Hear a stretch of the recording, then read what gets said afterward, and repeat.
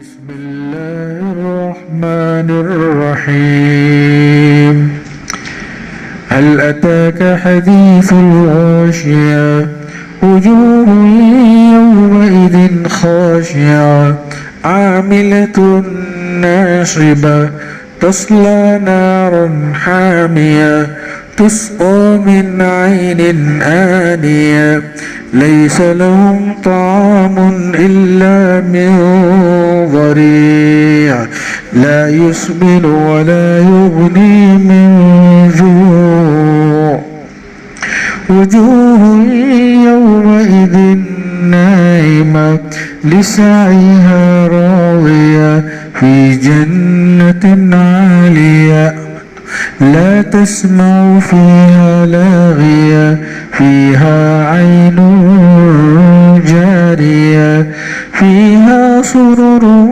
مرفوعة وأكواب موضوعة ونمارق مصفوفة وزرابي مبثوثة أفلا ينظرون إلى الإبل كيف خلقت وإلى السماء كيف رفعت وإلى الجبال كيف نصبت وإلى الأرض كيف سطحت فذكر إنما أنت مذكر لست عليهم بمسيطر إلا من تولى وكفر فيعذبه الله العذاب الأكبر إن إلينا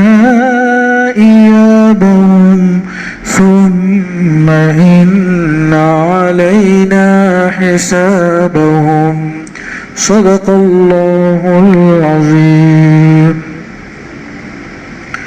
ابھی جو آیات تلاوت کی ہیں ان آیات کا تعلق سورہ غاشیہ سے ہیں جو حضور اکرم صلی اللہ علیہ وسلم پر ہجرت سے پہلے نازل ہوئی۔ ہجرت سے پہلے جو آیات حضور پر اتری ہیں جو مکی کہلاتی ہے، اس کا موضوع عام طور پر دلوں کی زمین کو ہموار کرنا، عقائد کی تصحیح، یعنی اللہ کو کیسے مانے، رسول اللہ صلی اللہ علیہ وسلم کی رسالت کہ اللہ کے نمائندے تھے، آخری پیغمبر تھے، اور معاد یعنی مرنے کے بعد جو احوال پیش آنے ہیں، چونکہ اس زمانے میں ان چیزوں کا کوئی رواج ہی نہیں تھا، عرصہ دراز ہو گیا تھا، انبیاء علیہ السلام کا سلسلہ منقطع تھا۔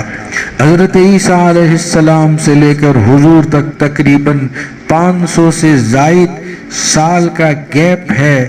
اس عرصے میں اس میں اب تک کوئی نبی نہیں آئے، جیسے خود قرآن نے کہا لِتُنذِرَ قَوْمًا مَا أُنذِرَ آبَاؤُهُمْ، ان کے آباء و اجداد کو ڈرایا نہیں گیا تھا۔ ظاہر ہے یہ جو آخرت کا تصور ہے وہ محو ہو چکا تھا، اس لیے ان کو تعجب ہوتا تھا کہ ارے اَإِذَا مِتْنَا وَكُنَّا تُرَابًا وَعِظَامًا أَإِنَّا لَمَبْعُوثُونَ أَوْ آبَاؤُنَا الْأَوَّلُونَ، یعنی جب حضور نے یہ دعوت دی کہ مرنے کے بعد ایک زندگی ہے تو ان کو تعجب ہوتا تھا کہ اچھا یہ تو ہم نے ما سمعنا بهذا فی آبائنا الاولین، ہم نے تو ہمارے آباء و اجداد کو اس طرح کی باتیں کرتے ہوئے نہ دیکھا ہے نہ سنا ہے۔ وہ یہ تعجب ہوتا تھا اَإِنَّا لَمَبْعُوثُونَ مِنْ خَلْقٍ جَدِيدٍ، ارے ہمیں دوبارہ بھی بنایا جائے گا۔ تو اللہ کے نبی علیہ السلام کے معرفت توسط سے اللہ تعالیٰ نے آخرت کو کھول کے رکھ دیا۔ تو مکی آیات میں توحید ہے، رسالت ہے، اور معاد یعنی باس بعد الموت کے حقائق کو بیان کیا ہے، جنت کی نعمتوں کو بیان کیا گیا ہے، جہنم کے ہولناک مناظر سے ڈرایا گیا ہے۔ ابھی جو آیات تلاوت کی اس میں یہی هل اتاک حدیث الغاشیہ، یہ خاص انداز ہے کہ آپ کو اس چیز کی بات اس چیز کی خبر پہنچی جو ڈھانپنے والی ہے، یعنی قیامت کی ہولناکیوں کے بارے میں، اس کے مناظر کے بارے میں جو باتیں ہیں، اے محمد آپ تک پہنچی؟ وہ حضور سے کہا جا رہا ہے وجوہ یومئذ خاشعہ، اس دن بہت سے چہرے اترے ہوئے ہوں گے۔ ظاہر ہے جیسے کوئی طالب علم فیل ہوتا ہے، ناکام ہوتا ہے، یا کسی کو اپنے کاروبار میں ناکامی کا سامنا کرنا پڑا ہو تو چہرے پر بشاشت نہیں ہوتی، چہرہ اترا ہوا ہے، تو اس وقت وہ چہرے اترے ہوئے ہوں گے۔ عاملۃ ناصبہ، مشقتوں کو جھیلنے کی وجہ سے تھکن سے چکنا چور ہوں گے، تھکے تھکے ہوں گے۔ وجہ ہوئے آخرت میں جب اللہ ان کو کے سامنے پیشی ہوگی تو اس وقت لوگ تھکے تھکے ہوں گے، قبروں کی مشقت جھیل کر آئے ہوں گے، پھر اللہ کے سامنے کھڑے ہونے کا ڈر، اور آفتاب بالکل قریب، لوگ پسینے سے شرابور، کوئی ٹخنوں تک ہوگا، کوئی گھٹنوں تک ہوگا، کوئی کوکھ تک ہوگا، اور عجیب و غریب کیفیت ہوگی۔ اللہ فرماتے ہیں یہ تھکے ماندے تسلا نارن حامیہ، انہیں جلتی ہوئی آگ میں جانا ہوگا، تسقا من عین آنیہ، جب پانی پینے کی ضرورت پیش آئے گی تو کھولتا ہوا گرم گرم پانی ان کو پلایا جائے گا، اور جب کھانے کی ضرورت پیش آئے گی الا من ضریع، کانٹے دار جھاڑی اور کانٹے دار درخت ان کو کھلائے جائیں گے۔ اس کا حال یہ ہوگا لا یسمن، نہ تو وہ وزن بڑھائے گا نہ بھوک مٹائے گا۔ ظاہر ہے کھانا بھی دیا جائے گا تو بھوک نہیں مٹے گی، پانی پلایا جائے گا پیاس نہیں بجھے گی، یہ ساری چیزیں بطور سزا کے ان کو دی جائے گی۔ ایک طرف تو یہ ہوا، یہ ان لوگوں کا انجام ہوگا جو باغی رہے ہوں گے، جو اللہ کے نافرمان رہے ہوں گے، جنہوں نے شریعت کا کوئی پاس و لحاظ نہیں کیا ہوگا، اپنے نفس کو اپنا خدا مانا ہوگا، منمانی کی ہوگی، ظلم کیا ہوگا، خدا کی سرزمین پر فساد مچایا ہوگا، اپنے معاشرے اور سماج کے لیے درد سر بنا ہوا ہوگا۔ ایسے خبیث اور ایسے مفسد کا یہی حال ہونے والا ہے۔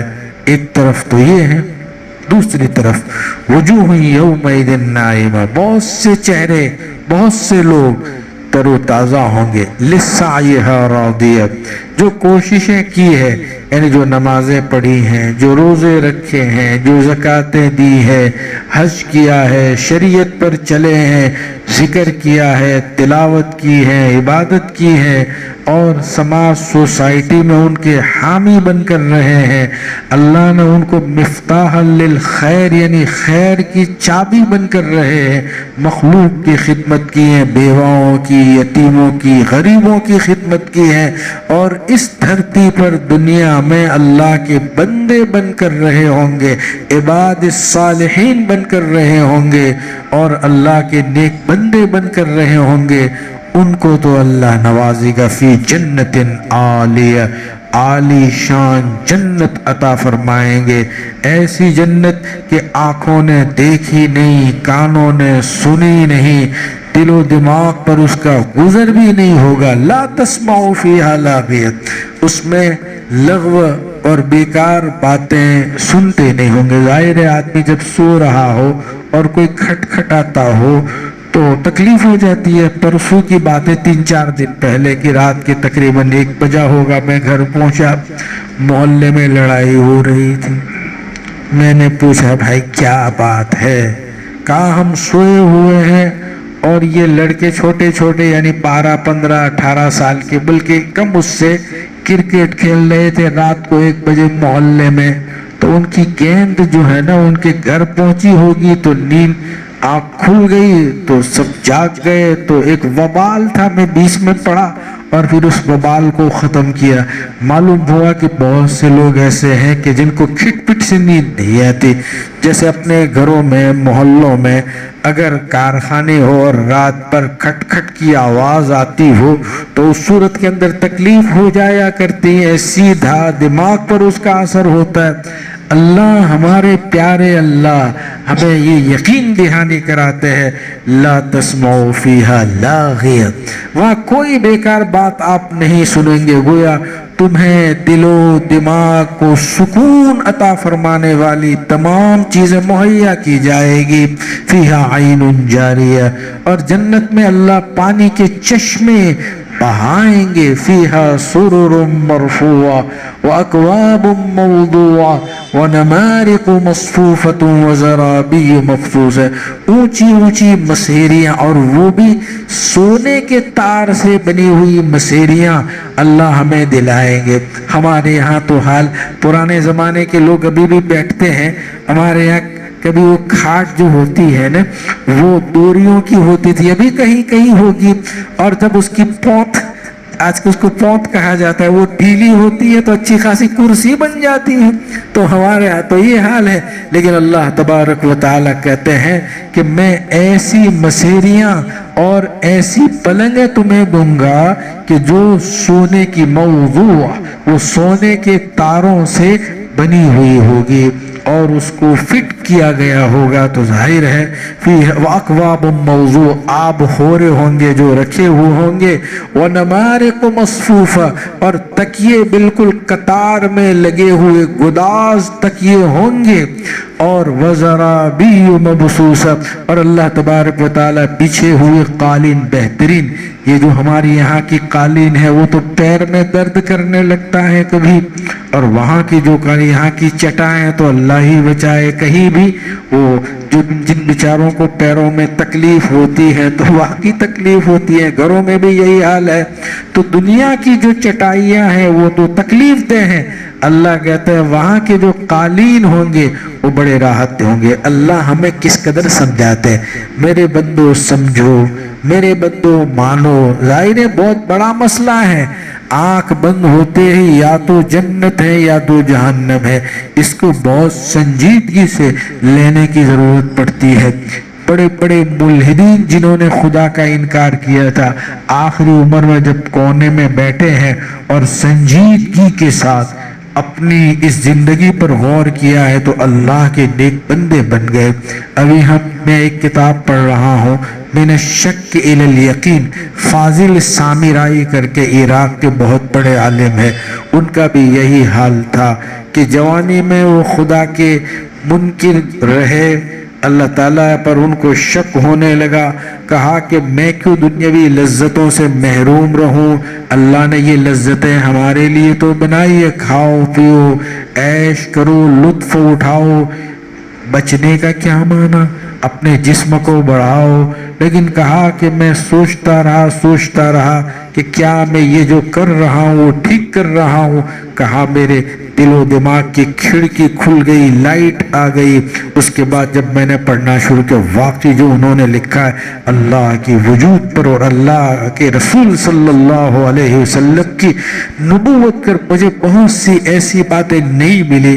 میرے اس قدر مطالعے کا جو شوق ذوق اور اتنی مسافت کے بعد وہ ہیرے اور جواہر میری قسمت میں نہیں آئے تھے جو اس کتاب میں جو موجودہ میں پڑھ رہا ہوں، تقریباً 125 صفحے تک میں پڑھ چکا اس کو، ابھی 100-150 صفحے اور باقی انشاءاللہ پورا کر دوں گا اس کو۔ تو خلاصہ یہ ہے، ایسے جواہر پارے انہوں نے اس میں تحریر فرمائے۔ پھر یہ ہے کہ انجیل کی جو تحریف ہے دلائل کے ساتھ، اور پھر اس کے بعد اللہ کے نبی کی جو بشارتیں ہیں دلائل کے ساتھ، قرآن اور حدیث سے منظم منسق کر کے انہوں نے یہ کتاب لکھی ہے۔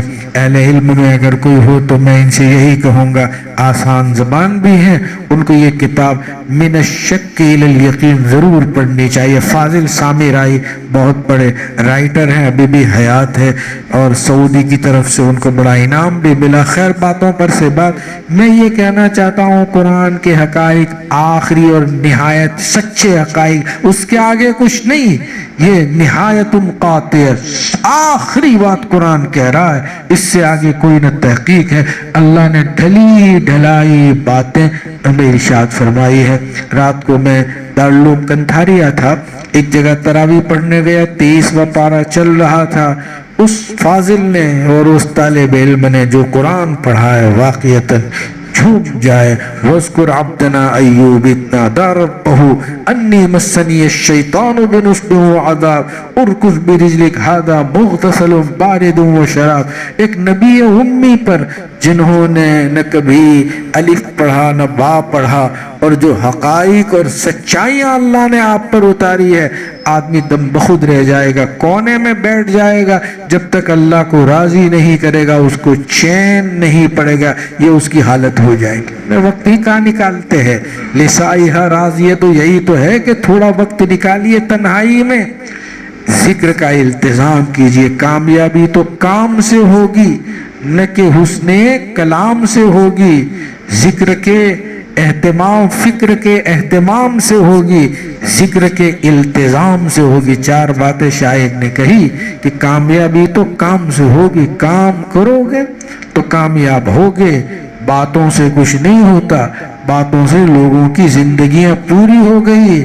ہمارے ہاں اتنی باتیں ہوتی ہیں کہ مغرب کے بعد سے شروع کرتے ہیں عشاء، اور عشاء کے بعد سے جو بیٹھتے ہیں فجر ہو جایا کرتی ہیں اور باتیں ہی ہوتی ہیں۔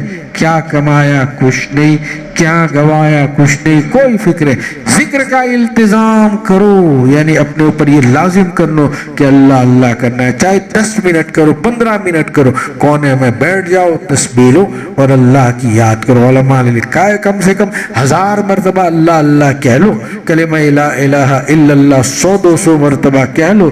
رسول اللہ صلی اللہ علیہ وسلم بأبی و امی ناطق فی لفظہ ثمن تباع بہ القلوب وتشترى۔ رسول اللہ صلی اللہ علیہ وسلم پر درود پڑھو۔ درود کے جو فوائد ہیں میں اس پر کہہ رہا ہوں، لسعیہا راضیہ۔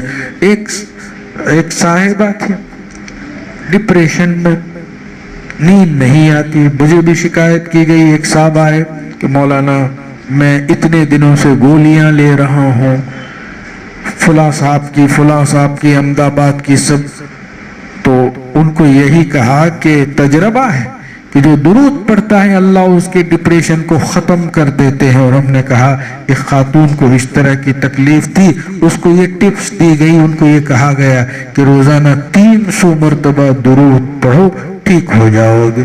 اس خاتون نے 300 مرتبہ درود کا التزام کرنا شروع کیا، ذکر کے التزام سے ہوگی، اس کے اثرات ہیں، ہر چیز کے اثرات ہیں۔ آپ کہیں کہ ایک دم بیبی باڈی بلڈر بن جاؤں اور 1 مہینے کے بعد ماپنے لگے، 1 مہینے میں نہیں ہوگا، 10 سال کے بعد ہوگا، 5 سال کے بعد ہوگا، ایسے ہی تھوڑی ہوگا، ہے نا؟ ہم تو فوری تبدیلی چاہتے ہیں۔ ہر چیز پر اہتمام کرنا پڑتا ہے، التزام کرنا پڑتا ہے۔ اثرات بہت بعد میں ہوتے اور دیر پا ہوتے ہیں۔ تو 300 مرتبہ درود پڑھنا شروع کیا، الحمدللہ یہ چیز غائب ہو گئی۔ بڑے اثرات ہیں۔ ہمارے ایک عزیز نے مجھے کہا جو بہت تجربہ کار ہے، انہیں کہا کہ مفتی صاحب قرآن کی تلاوت میں جو اثرات ہیں یہ صرف عقیدے کی بات نہیں ہے، سچائیاں ہیں، عقیدہ اپنی جگہ پر، لیکن عقیدے کے ساتھ کوئی آدمی چک کر بتلاتا ہو، سونگ کر بتلاتا ہو، چھو کر بتلاتا ہو، اس کی بات کا اعتبار ہوگا۔ کہ قرآن کی بعض آیات کے اثرات ہوا کرتے ہیں اور اس کی تلاوت کے یہ اثرات ہوتا ہے، اللہ اس کو سکون اور چین عطا فرماتا ہے۔ خود قرآن کہتا ہے الذین آمنوا وتطمئن قلوبہم بذکر اللہ الا بذکر اللہ تطمئن القلوب، کہ جو لوگ مومن ہیں ان کے دلوں کو اللہ کے ذکر سے سکون مل جاتا ہے۔ آج کا دور ڈپریشن کا ہے، ٹینشن کا ہے، آدمی اے سی روم میں سویا ہے اور مکیف کمرہ ہے لیکن نیند نہیں آ رہی، ڈنلوپ ہے، گدا ہے، تکیے ہے اور بینک بیلنس ہے، آمدنی ہے، بہت کچھ ہے، پھر بھی لوگ خودکشی کر رہے ہیں۔ غریبی کی وجہ سے نہیں، وہ اندر کی جو بے چینی ہے۔ یاد رہے جیسے جسمانی غذا انسان کے جسم کو بڑھاوا دیتی ہے، وزن بڑھاتی ہے، ایسے ہی روحانی غذا سب سے سے زیادہ روحانی غذا قرآن کی تلاوت ہے۔ اگر قرآن کی تلاوت نہیں ہے تو روح وہی بچپنی میں رہے گی، ابھی اس کا بچپنا ہی ہوگا، روح میں وہ بالیدگی پیدا نہیں ہوگی، وہ شادابی نہیں آئے گی، وہ طاقت پیدا نہیں ہوگی۔ ظاہر ہے قرآن کی تلاوت، ذکر اور درود ہر درد کی دوا ہے، صلی علی محمد۔ آپ دیکھیں، کر کے دیکھیں۔ ہم یہ نہیں کہتے کہ آپ التزام، تھانوی رحمت اللہ علیہ فرماتے سکون چاہتے ہو، حلاوت چاہتے ہو، مٹھاس چاہتے ہو، اللہ کی طاقت اور عظمت کا اعتراف چاہتے ہو، محبت چاہتے ہو، کہا میں یہ نہیں کہتا، حضرت فرماتے ہیں رحمت اللہ علیہ کہ تم اللہ کے نیک بندے غوث پاک بن جاؤ، ایسا نہیں، میں یہ کہہ رہا ہوں ہفتے تک تجربہ کر کے دیکھ لو، ہفتے تک، ایک ہفتے تک بدنگاہی چھوڑ دو، ایک ہفتے تک بد زبانی چھوڑ دو، ایک ہفتے تک گناہوں کو چھوڑ دو، نیکی کرو، اس کے بعد ایک ہفتے میں اگر تمہارے دل میں تبدیلی پیدا نہ ہو اور اللہ سے تعلق نہ ہو تو میرا سر ہوگا اور تمہارا جوتا ہوگا۔ آپ دیکھیں رمضان میں تھوڑا سا آدمی التزام کر لیتا ہے تو حلاوت اور مٹھاس کا احساس کرتا ہے، یہی حال ہو جائے گا۔ لِسَعْيِهَا رَاضِيَةٌ فِي جَنَّةٍ عَالِيَةٍ لَا تَسْمَعُ فِيهَا لَاغِيَةً فِيهَا عَيْنٌ جَارِيَةٌ فِيهَا سُرُرٌ مَّرْفُوعَةٌ وَأَكْوَابٌ موضوعة ونمارق مصفوفة وزرابي مبثوثة۔ اس کے بعد افلا ينظرون سے اللہ تعالیٰ نے اس زمانے میں جو اونٹ ہوتے تھے، عرب اس کو دیکھتے تھے، عربوں کی زندگی اونٹ کی زیر سایہ گزرتی تھی، تو اللہ اپنی تخلیق اور قدرت کو بیان کرتے، افلا ينظرون الى الابل كيف خلقت۔ ارے جس اونٹ کو تم پالتے ہو، جس کے ساتھ رہتے ہو، ذرا غور کرو، کیف خلقت، اس کی پیدائش عجیب و غریب ہے، جسم میں عجیب و غریب چیزیں مرکب کی ہیں، دو دو ٹھیلیاں ہوتی ہیں، پانی پیتا بھی ہے اور پانی محفوظ بھی کرتا ہے، کھانا کھاتا بھی ہے، کھانا محفوظ بھی کرتا ہے، اور عرب کے ریگستان میں وہ دوڑتا ہے، اللہ نے اس کے پیر اس طرح بنائے، اس کے بیٹھنے کا نظام اس طرح ہے، آخر یہ بنانے والا کون؟ اسی کو کہیں گے اللہ۔ آپ اونٹ پر غور کیجئے، اونٹ بنانے والے کو پہچان لیں گے۔ شیخ بن باز، عبدالعزیز بن باز، جو سعودی عرب کے بہت بڑے مفتی تھے، اندھے تھے، نابینا تھے، ان سے کسی نے پوچھا کہ حضرت اگر اللہ آپ کو بینائی عطا فرمائے تو آپ کیا دیکھنا پسند کریں گے؟ تو جواب دیا میں اونٹ کو دیکھنا پسند کروں گا، اس لیے کہ اللہ قرآن میں یہ کہتے ہیں افلا ينظرون الى الابل كيف خلقت، آپ دیکھتے نہیں اونٹ کو کیسے پیدا کیا گیا، غور کیجئے، اللہ کو پہچان لو گے۔ وَإِلَى السَّمَاءِ كَيْفَ رُفِعَتْ، آسمان کی طرف دیکھو کیسے بلند کیا گیا ہے، بلا ستون کے اللہ نے اس کو بنایا۔ ہماری یہ مسجد دیکھو کتنے ستون نظر آتے، ایک چھت کے لیے کتنے ستون ہیں، اور آسمان میں دیکھو ایک بھی ستون آپ کو نظر نہیں آ رہا، یہ اللہ تعالیٰ کی قدرت کاملہ ہیں۔ وَإِلَى السَّمَاءِ كَيْفَ رُفِعَتْ وَإِلَى الْجِبَالِ كَيْفَ نُصِبَتْ، پہاڑوں کو دیکھو کیسے گاڑے گئے ہیں، اسی سے زلزلے سے، آفت سے، مصیبت سے حفاظت ہوتی ہے۔ وَإِلَى الْأَرْضِ كَيْفَ سُطِحَتْ، زمین کی طرف دیکھو جس زمین پر تم بود و باش کرتے ہو، رہتے ہو، کیسے بچھائی گئی ہے۔ اللہ کے نبی سے کہا جاتا ہے فَذَكِّرْ انما انت مذکر، آپ نصیحت کرتے رہیں، لوگوں کو اللہ کی طرف بلاتے رہیں، آپ کا کام بلانا ہے۔ اسی لیے علماء نے لکھا ہے جو دائی ہوتا ہے اس کا کام بلانا، اس کو خدا نہیں بننا چاہے۔ کیوں ہماری بات نہیں مانی؟ چلیے کٹی بھائی آپ تو دائی، آپ کہہ دیجئے۔ بہت سے لوگ اصرار کرتے ہیں کہ اسی طرح ہونا چاہیے، وہ دین نہیں ہوتا، وہ اپنی بات کو منوا رہے ہیں کہ یہی ہوگا، اسی طرح ہوگا، یہ غلط ہے، یہ تو مسلط کرنا ہوا۔ اللہ تعالیٰ ارشاد فرماتے فذکر انما انت مذکر، آپ تو نصیحت کرنے والے ہیں، لست علیہم بمسیطر، آپ ان پر داروغہ نہیں ہیں، ان پر کنٹرول کے لیے آپ کو نہیں بھیجا ہے، وہ تو اللہ تبارک و تعالیٰ کے ہاتھ میں ہے۔ الا من تولی وکفر، ہاں جو اعراض کرے، جو کفر کرے، دیکھا جائے گا اللہ ان کو بڑے عذاب سے دوچار کرے گا۔ اور جو آخری جملہ ہے نا وہ بہت ڈرا دینے والا ہے۔ ایک ہی بات، جیسے ہم اپنی زبان میں کہتے ہیں نا دھمکی کے طور پر، دیکھ لیں گے دیکھ لیں گے، تو اللہ بھی کہتا ہے دیکھ لیں گے۔ ان الینا ایابہم، تمہیں آخر گھوم گھام کے میرے پاس ہی آنا ہوگا، کہیں بھی ہو۔ ان الینا ایابہم، ہمارے پاس لوٹ کر آنا ہوگا، پھر میں تمہارا حساب لوں گا، تمہارا جمع ادھار اس وقت دیکھ لوں گا۔ ثم ان علینا حسابہم، پھر ہمارے ذمہ اس کا حساب ہے۔ الحمدللہ، یوں سمجھیے کہ سورہ غاشیہ پوری ہوئی۔ اب یہ ہماری آخری تفسیر تھی۔ آخری تفسیر کا مطلب رمضان کی، ہم تو جب تک زندہ رہیں گے کرتے رہیں گے، ہمارا تو کام ہے کہ اللہ کی بات کو پہنچانا۔ آئندہ کل سے میں نہیں ہوں گا انشاءاللہ، ہم برودا جائیں گے اور وہاں خانقاہ ہوگی، وہاں بھی یہی کام کرنا ہے، صبح شام رات یہی کام ہے۔ میں خود سے نہیں جا رہا، حضرت مولانا قمر الزمان صاحب الہ آبادی، جن سے میرا بیت و ارشاد کا تعلق تقریباً 33 سال سے ہے، جبکہ ہم چھوٹے طالب علم تھے، اسی زمانے سے ہم ان کے ساتھ ہیں، تو انہوں نے کہا کہ آپ وہیں چلے جائیے برودا، تو ہم آپ کو چھوڑ کر برودا جائیں گے انشاءاللہ۔ لیکن تفسیر ہوگی، حضرت مفتی ہارون صاحب جو بیٹھے ہیں انشاءاللہ، اچھے عالم ہیں، بڑے عالم ربانی ہیں، محنت سے پڑھے ہیں، اور صوفی باغ جو ہمارے یہاں بڑا مدرسہ ہے، الحمدللہ حدیث کی کتابیں پڑھاتے ہیں، اللہ نے بڑی مہارت بھی دی ہے، سمجھانے کا طریقہ بھی دیا ہے۔ گزشتہ سال آپ نے ان کو سنا، امسال بھی میں نے بہت اصرار کیا ہے، بھئی یہ بھی فارغ نہیں ہے، میں نے اصرار کیا، میں نے کہا آپ نہیں کریں گے تو کون کرے گا، تو بہرحال انشاءاللہ آئندہ کل سے وہی کریں گے۔ ختم خواجگاہ رہے گی، دعا ہوگی اخیر تک انشاءاللہ العزیز۔ فجر میں جو حدیث پڑھی جاتی ہے پڑھی جائے گی انشاءاللہ، جو کام ہم یہاں دین کا لسائحہ راضیہ جو کر رہے ہیں وہ ہوگا انشاءاللہ، ہمارے رہنے نہ رہنے سے فرق نہیں پڑے گا انشاءاللہ۔ البتہ دعائیں کریں گے آپ کے لیے، اللہ تعالی ہمیں موت تک، جب تک یہ جان باقی ہے، اللہ ہمیں اپنے اس میشن کو اور اللہ اور آسمانی نظام کی ترویج کے لیے اللہ ہمیں منتخب کر لے۔ اس سے زیادہ سعادت کی بات کیا ہو سکتی ہے؟ پھر تو خوب سوئیں گے، آرام سے سوئیں گے۔ کب؟